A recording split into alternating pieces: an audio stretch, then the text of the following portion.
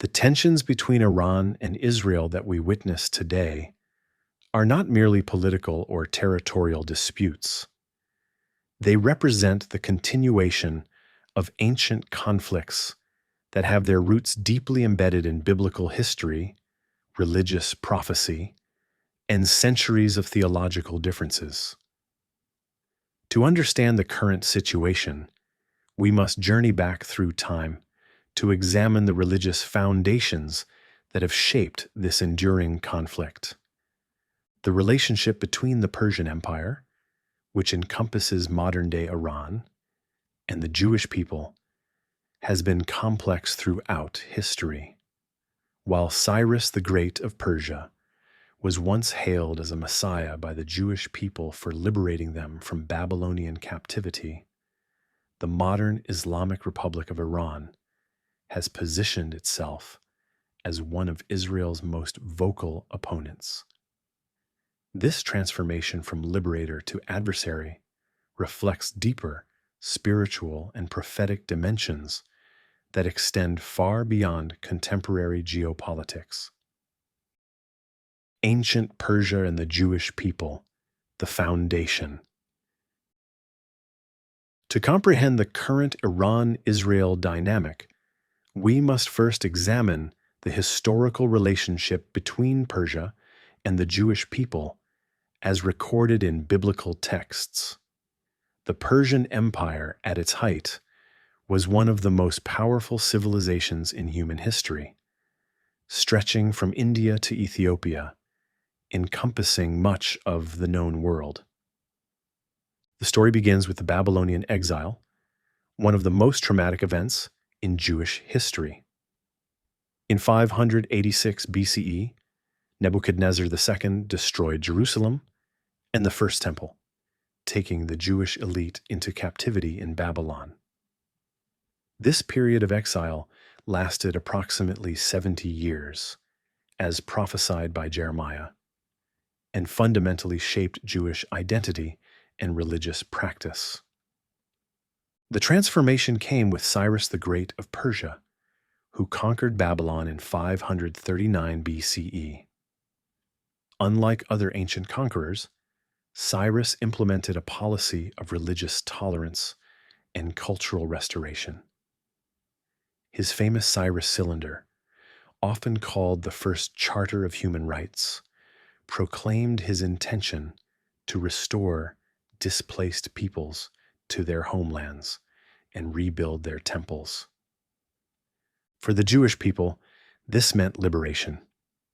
The Book of Ezra records how Cyrus issued a decree allowing the Jews to return to Jerusalem and rebuild their temple. The biblical text states that Cyrus was moved by God to fulfill the prophecy of Jeremiah. In the book of Isaiah, Cyrus is even referred to as God's anointed one, or Messiah, the only non-Jewish individual to receive this title in the Hebrew Bible. This act of liberation established a unique relationship between Persia and the Jewish people. The rebuilt Second Temple, which would stand for nearly 6 centuries until its destruction by the Romans in 70 CE, was made possible by Persian benevolence. The books of Ezra and Nehemiah detail how subsequent Persian kings, including Darius and Artaxerxes, continued to support the Jewish community in Jerusalem. The story of Esther, divine protection, and Persian power. One of the most significant biblical narratives connecting Persia and the Jewish people is the Book of Esther, set during the reign of Ahasuerus, identified by many scholars as Xerxes I. This story reveals both the vulnerability of the Jewish diaspora and God's providential protection. The account tells of Haman the Agagite, a high official in the Persian court, who plotted to annihilate all Jews throughout the Persian Empire. Haman's hatred stemmed from his encounter with Mordecai, a Jewish man who refused to bow before him. This refusal was not merely personal defiance, but represented a deeper theological principle about worship and allegiance to God alone. The narrative unfolds with Queen Esther, who had concealed her Jewish identity, risking her life to appear before the king, uninvited, to plead for her people. Her famous declaration, "If I perish," demonstrates the gravity of the situation and her willingness to sacrifice herself for her people's survival. The reversal of fortune in the Esther narrative is dramatic. Haman, who had prepared gallows for Mordecai, was himself executed on those same gallows. The Jews, who faced annihilation, were instead granted the right to defend themselves and defeat their enemies. This victory is commemorated annually in the Jewish festival of Purim. The Book of Esther reveals several important themes relevant to understanding modern Iran-Israel tensions. First, it demonstrates the precarious position of Jewish communities in diaspora, subject to the whims of rulers and the machinations of those who harbor anti-Semitic sentiments. Second, it shows how political power can be used either to protect or to persecute the Jewish people. Third, it illustrates the theme of divine providence, working through human agents to preserve the Jewish nation. Daniel and the Persian period, prophecy and power. The book of Daniel provides another crucial perspective on the relationship between Persia and God's people. Daniel, who served in both the Babylonian and Persian courts, received visions that would shape Jewish and Christian understanding of end times prophecy for millennia. In Daniel chapter 10, we encounter a fascinating spiritual dimension to geopolitical conflicts. Daniel receives a vision from an angelic messenger who explains that he was delayed in coming because he was engaged in warfare with the prince of Persia. This spiritual prince is described as a demonic entity that influences the Persian kingdom. The angel explains that Michael, identified as the prince who protects Israel, had to come to his assistance. This passage introduces the concept of territorial spirits or principalities that influence nations and kingdoms. According to this biblical worldview, the conflicts we observe in the physical realm reflect deeper spiritual battles taking place in heavenly places. The Prince of Persia mentioned in Daniel is understood by many biblical commentators to be a demonic force that influences Persian policy toward God's people. The angel further prophesies about future conflicts involving Persia, Greece, and other kingdoms that would affect the Jewish people. These prophecies have been interpreted by various schools of thought to extend beyond the immediate historical context to encompass end times events. Daniel's prophecies about the succession of world empires, Babylon, Medo-Persia, Greece, and Rome, have been remarkably accurate from a historical perspective. His detailed predictions about the conflicts between the Ptolemaic and Seleucid kingdoms, both successor states to Alexander's empire, demonstrate the precision of biblical prophecy. The rise of Islam and the transformation of Persia. The relationship between Persia and the Jewish people underwent a fundamental transformation with the rise of Islam in the 7th century CE. The Arab conquest of the Sassanid Persian Empire in 651 CE marked the end of Zoroastrian dominance and the beginning of Islamic influence in the region. Initially, Islamic rule brought some improvements for Jewish communities under Persian control. Islamic law recognized Jews as people of the book and granted them dhimmi status, which provided certain protections while maintaining their subordinate position in society. This was often preferable to the periodic persecutions they had faced under various Christian rulers. However, the theological foundations of Islam introduced new tensions in the relationship between Persian-controlled territories and Jewish communities. The Quran contains numerous references to the Jewish people, some positive but many critical, particularly regarding their rejection of Muhammad as a prophet. The Islamic conquest of Jerusalem in 638 CE, under Caliph Umar ibn al-Khattab, established Muslim control over the city that remains central to Jewish religious identity. The construction of the Dome of the Rock on the Temple Mount in 691 CE symbolically asserted Islamic supremacy over the site most sacred to Judaism. As Persia became increasingly Islamized, the favorable relationship between Persian rulers and Jewish communities that had characterized the ancient period gradually eroded. The adoption of Islam as the dominant religion meant that Persian policies toward Jews would be shaped by Islamic theology rather than the pragmatic tolerance that had marked earlier Persian rule. The Safavid dynasty and Shia Islam. A crucial turning point in Persian-Jewish relations came with the establishment of the Safavid dynasty in 1501 CE and the adoption of Shia Islam as the state religion of Persia. This development created a distinctly Persian form of Islam that differed significantly from the Sunni Islam practiced by most Muslims. Shia Islam, with its emphasis on the authority of Ali and his descendants, developed its own theological framework and eschatology.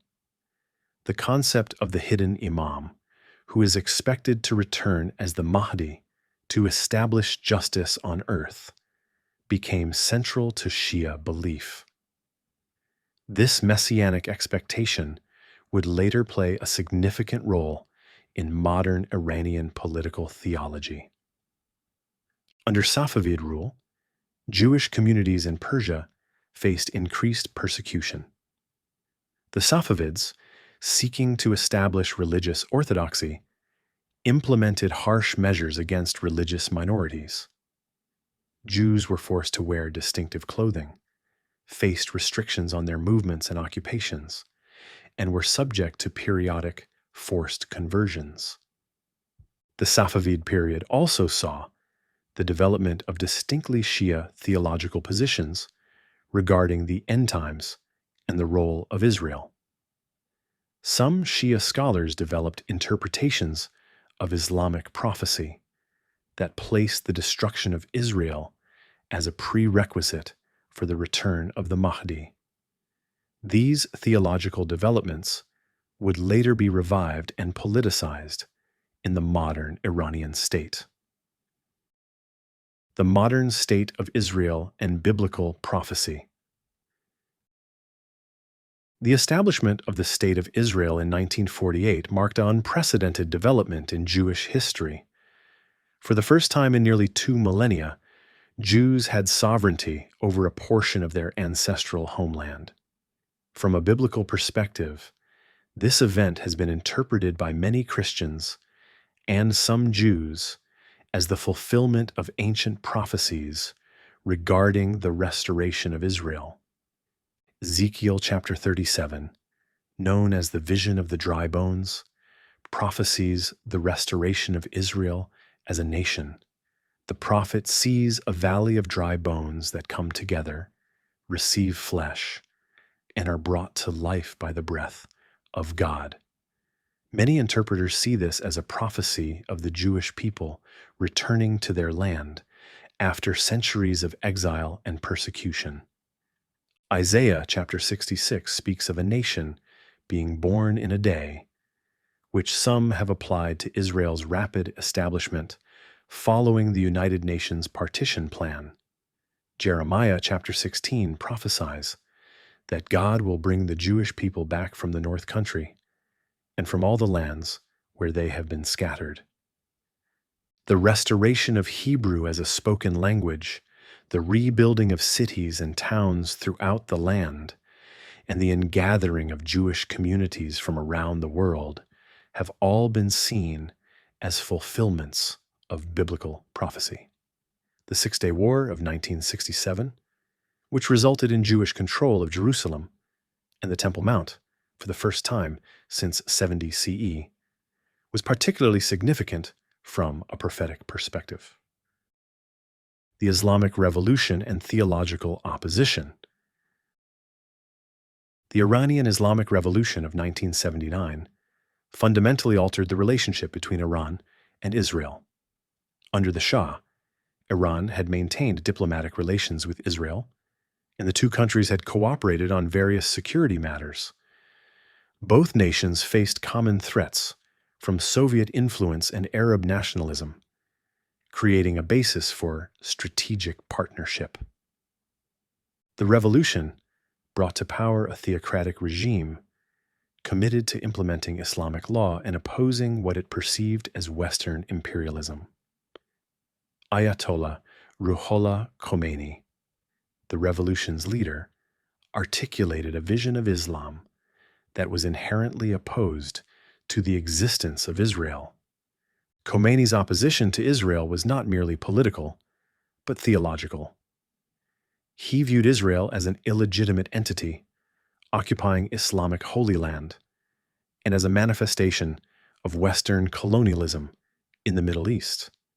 His concept of death to America, death to Israel, became a rallying cry that combined anti-Western sentiment with religious opposition to Jewish sovereignty. The theological framework developed by Khomeini and his successors drew upon traditional Islamic sources, but also incorporated modern political concepts. They portrayed the conflict with Israel as part of a broader struggle between the forces of Islam and the forces of oppression, with Iran positioned as the leader of the Islamic resistance. This theological opposition was reinforced by the doctrine of wilayat al-faqih, or the guardianship of the jurist, which gave supreme authority to Islamic clerics in governing society. Under this system, opposition to Israel became not just a political position, but a religious obligation.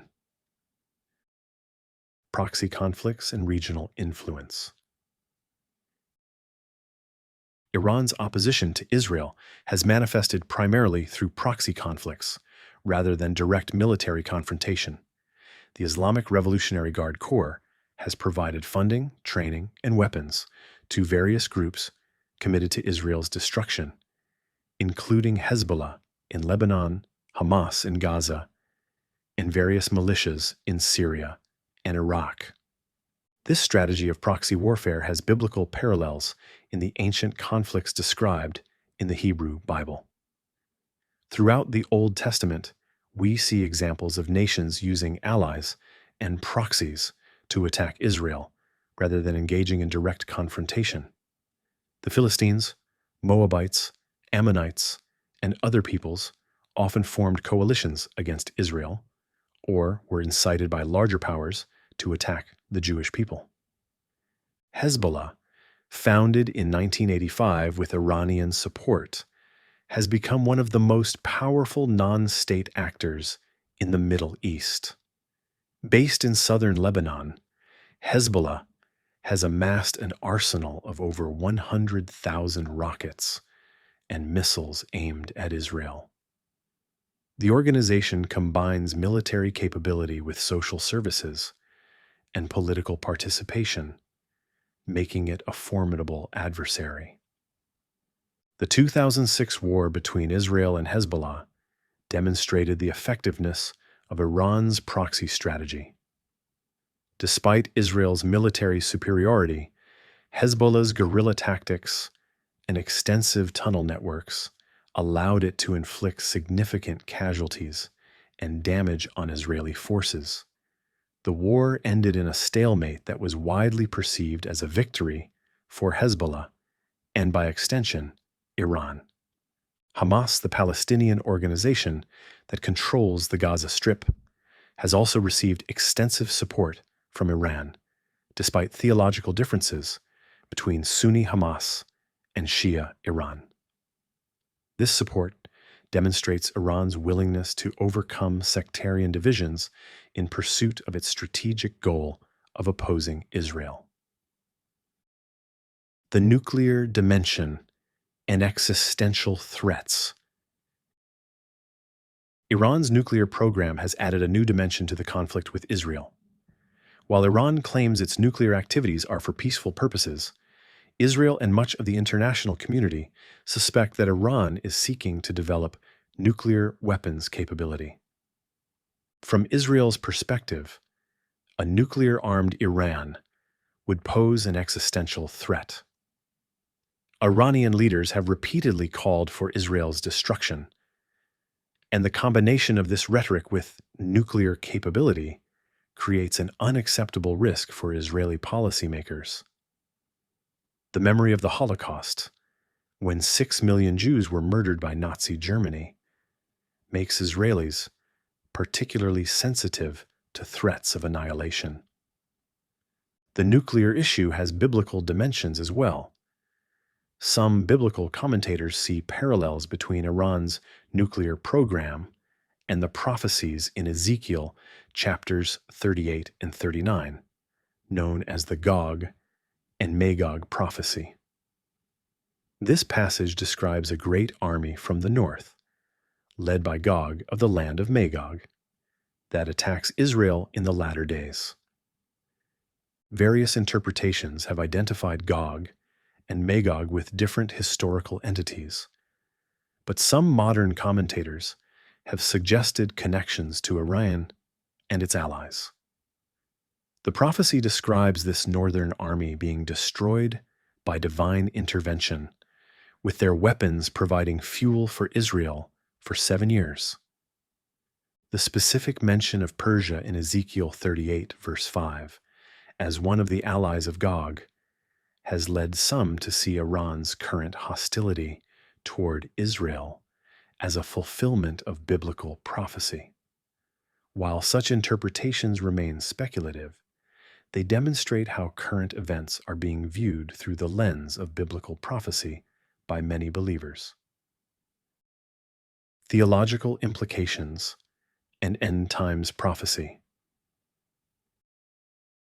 The Iran-Israel conflict has significant implications for various theological traditions' understanding of end times prophecy. In Christian eschatology, the restoration of Israel is often seen as a key sign of the approaching end of the age and the return of Jesus Christ. Many evangelical Christians interpret current events in the Middle East through the framework of biblical prophecy. They see Israel's establishment and survival against overwhelming odds as evidence of God's faithfulness to his covenant promises. The ongoing conflicts with Iran and other hostile neighbors are viewed as part of the birth pangs that Jesus described as preceding his second coming.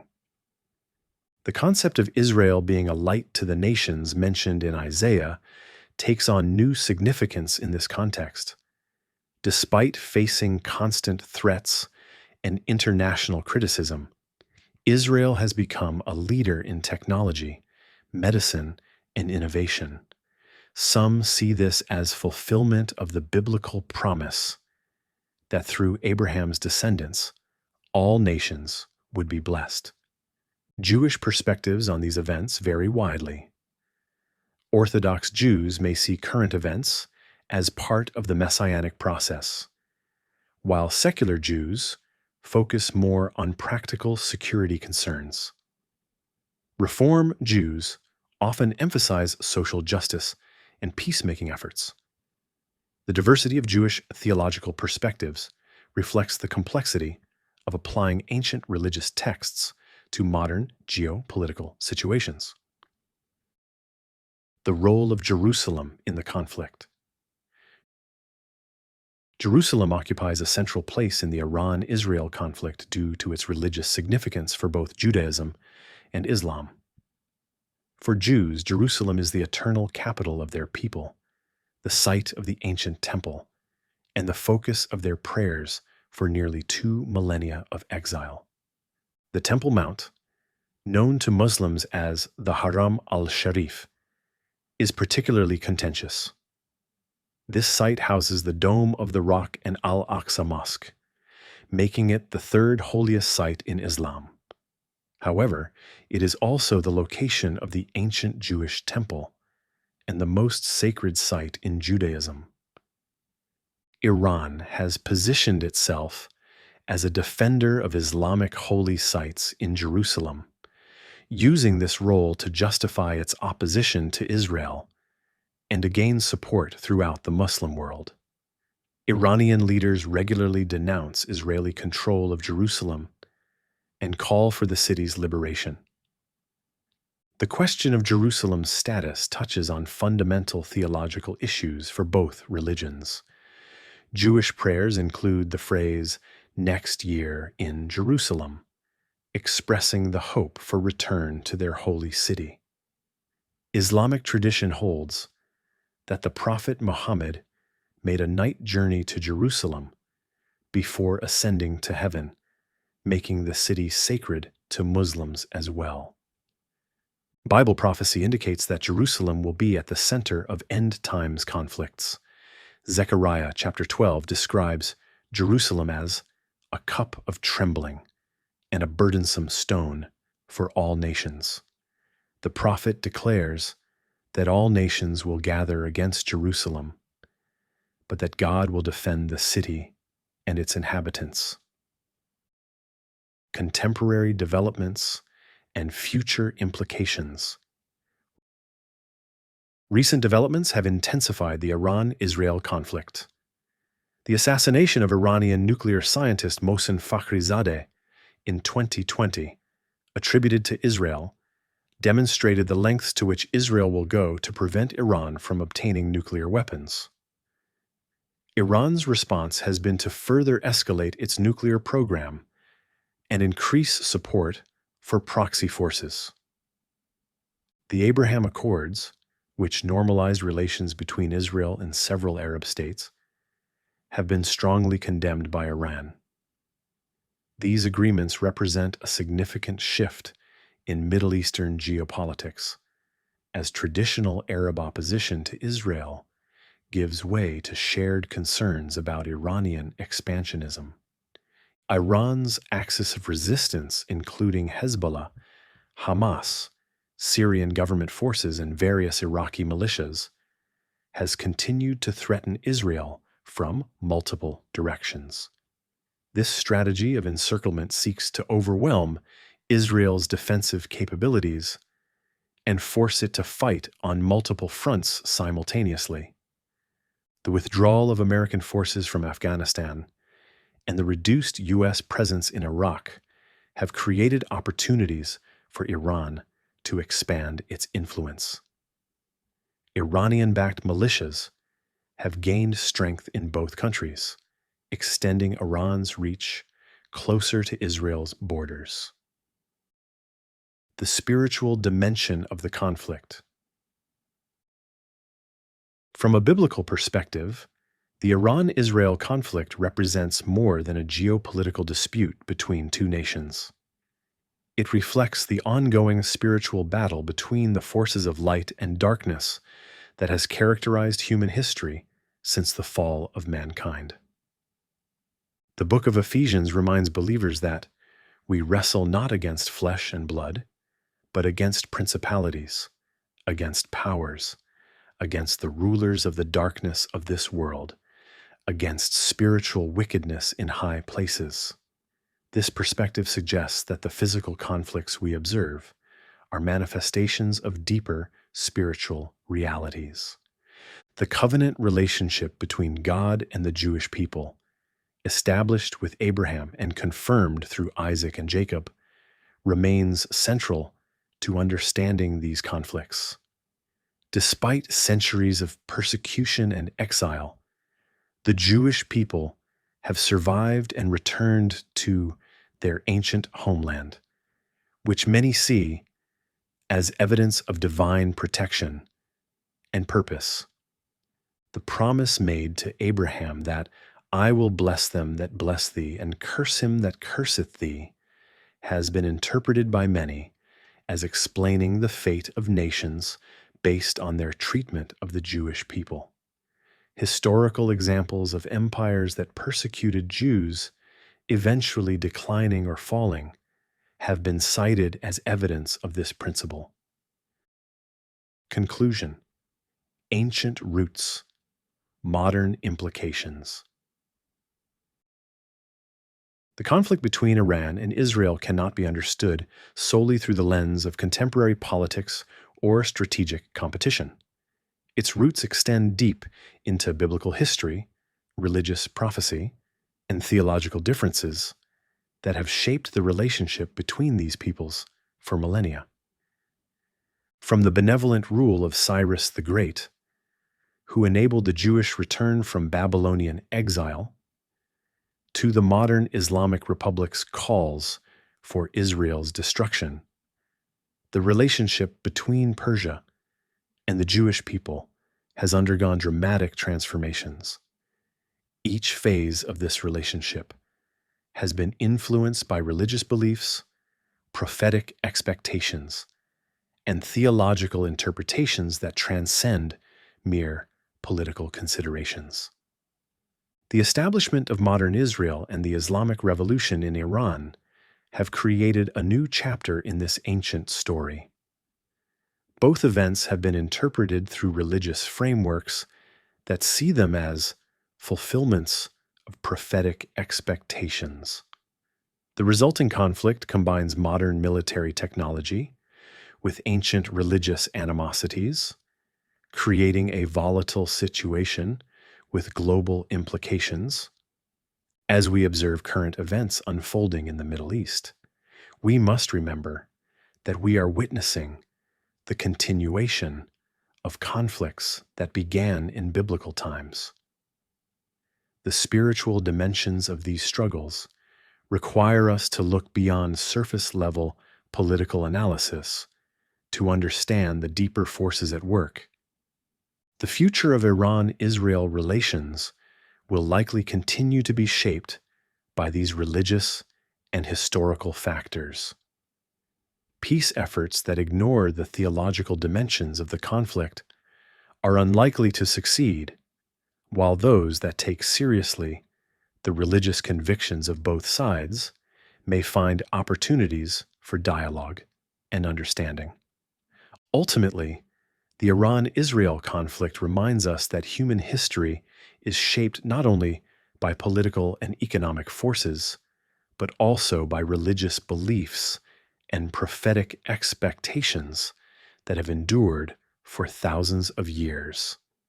Understanding these deeper currents is essential for anyone seeking to comprehend one of the most significant conflicts of our time. The biblical narrative suggests that God remains sovereign over the affairs of nations and that his purposes will ultimately be fulfilled despite human opposition. For believers, this provides both comfort in times of conflict and hope for ultimate resolution according to divine will. As we continue to witness these unfolding events, we are reminded of the enduring relevance of ancient scriptures and their application to contemporary world affairs.